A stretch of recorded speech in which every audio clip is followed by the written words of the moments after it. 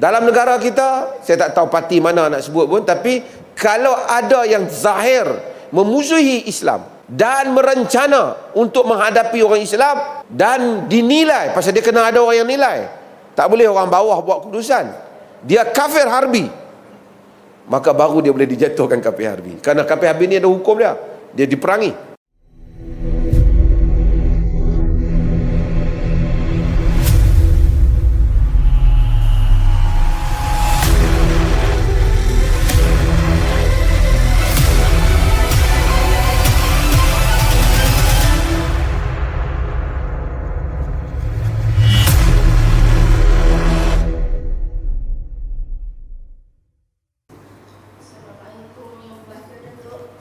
Soalan saya mungkin ringkas saja. Tadi Datuk ada bercerita panjang lebar berkenaan dengan ahli kitab. Masih wujud tak lagi ahli kitab yang macam dulu-dulu dalam zaman sekarang ni? Soalan kedua, boleh Pak Datuk? Soalan kedua, isu dia panas dan sensitif sikit lah berkenaan dengan kafir harbi. Contoh dalam DAP, adakah halal untuk kita kempen dan perangi mereka ni? Itu saja. Mohon maaf.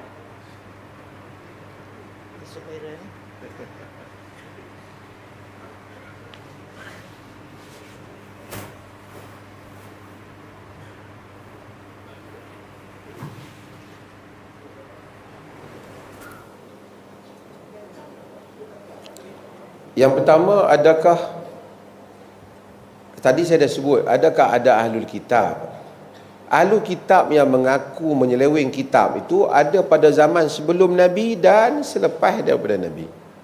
Sama. Cuma hak mana duk ada hari ini ni ialah hasil daripada kerja buat yang sebelum zaman Nabi lagi. Mereka yang kata Tuhan tiga dan seumpamanya, sebelum Nabi datang mereka telah kata masalah taslis ni, masalah mereka menyatakan Tuhan tiga anak, Trinity, Tuhan tiga, Tuhan ada anak, Trinity. Soal ubah kitab, sejak zaman sebelum Nabi pergi mereka telah ubah kitab. Pun begitu agama membuat satu hukuman pada mereka. Mereka kafir tapi mereka ahli kitab yang ada peruntukan khas dalam berurusan dengan mereka, termasuk lelaki muslim boleh kawini wal muhsanatu minal ladzina utul kitab, boleh kahwin dengan wanita ahli kitab. Cumanya para mazhab Islam itu, macam saya kata tadi, berbeza pendapat. Adakah ahli kitab tu yang dimaksudkan tu hendaklah berkesinambungan sebelum daripada zaman Nabi dulu, ataupun yang baru jadi Yahudi dan Kristian pun dikira ahli kitab? Majoriti kata hari ini pun ahlul kitab juga, sama hukum dia macam tu.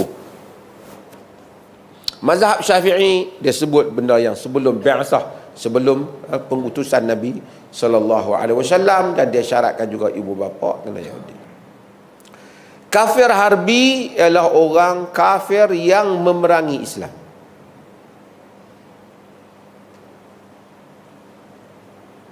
Kalau dia tak memerangi Islam, dia berbeza pandangan sahaja, sekadar dia bagi pendapat dia berbeza, itu dia belum memerangi Islam, dia belum jadi harbi. Harbi ni dia melancarkan permusuhan kepada Islam.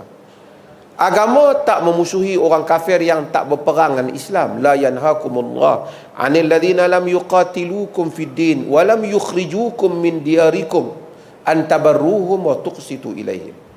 Allah bagi tahu tentang masalah orang kafir ni, yuqatilukum fid din, mereka itu memerangi kamu kerana agama kamu.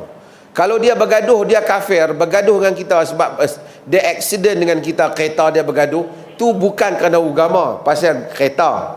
Dia berkelahi dengan kita pasal tanah, itu pasal tanah. Tapi kalau dia benci kita, dia mencari jalan untuk zaharu ala ikhrajikum, dan berusaha nak mengeluarkan kita daripada kampung halaman kita kerana agama kita, dia kafir harbi. Dia kafir harbi. Jadi kalau ada siapa yang membenci kita kerana agama kita, dan merencana untuk merosakkan kita kerana agama kita, dia adalah kafir harbi. Bagaimana dalam dunia hari ini, yang zahir Israel memang kafir harbi lah. Dan kafir harbi ni dia tidak ada perjanjian dengan kita. Perjanjian ni, dan yang dia memungkiri perjanjian. Perjanjian ni macam dulu mereka janji, mereka bayar jizyah, mereka janji keamanan dengan Nabi, mereka jadi rakyat di bawah negara Madinah, mereka bukan kafir harbi. Tapi bila mereka isytihar perang, mereka kafir harbi. Parti-parti politik dan orang yang ada dalam negara orang Islam ni nak hukum semua tu mungkin susah lah. Tapi individu mungkin boleh dihukum. Kalau ada individu yang memang melancarkan pemusuhan dan merencana untuk memusuhi orang Islam, kita kena letak dia atas timbangan. Para ulama kena ambil dia, kena bahaskan individu ni, kemudian kita kena keluarkan dia. Dia ni harbi ataupun tak. Tapi kalau untuk kita pukul rata saja, dia susahlah sikit. Selagi mana dia tak menzahirkan perkara yang jelas bahawasanya satu permusuhan yang begitu nyata memusuhi agama kita. Dalam negara kita, saya tak tahu parti mana nak sebut pun, tapi kalau ada yang zahir memusuhi Islam dan merencana untuk menghadapi orang Islam dan dinilai, pasal dia kena ada orang yang nilai, tak boleh orang bawah buat keputusan, dia kafir harbi, maka baru dia boleh dijatuhkan kafir harbi. Kerana kafir harbi ni ada hukum dia. Dia diperangi. Dia diperangi. Jadi kena isytihar. Nak isytihar tu kita kena isytihar lah. Sama ada pihak badan ulama kena isytiharkan, atau pihak pemerintah yang isytiharkan, atau badan ulama yang isytiharkan.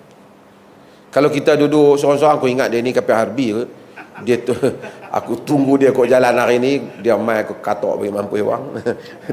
Dia tak boleh lah macam tu. Dia nak kena, kalau tidak tak ada sistem, maka boleh berlaku rusuhan dalam mana-mana negara. Tapi tidaklah mustahil jika orang tu mempunyai ciri-ciri yang demikian tu diputuskan oleh ulama-ulama yang menilai dia secara spesifik. Kita putuskan fulan ataupun gerakan fulan, mereka yang menyokong fulan di dalam negara ini adalah musuh Islam. Kalau diputuskan demikian, barulah kita boleh jatuhkan dia kafir harbi. Jadi nak kena buat kajian yang cukup lah. Saya tidak menafikan ada orang yang nampak macam samsing sikit dengan Islam dan kurang hajar dia dengan agama Islam dan negara ni. Tapi untuk kita isytiharkan dia kafir harbi, kalau saya isytiharkan malam ni, pagi esok kita nak kena pergi perang. Jadi kita kena melihat kepada kes itu secara detail dan secara yang mengelakkan daripada melakukan satu kebobrokan dalam negara secara tidak teratur.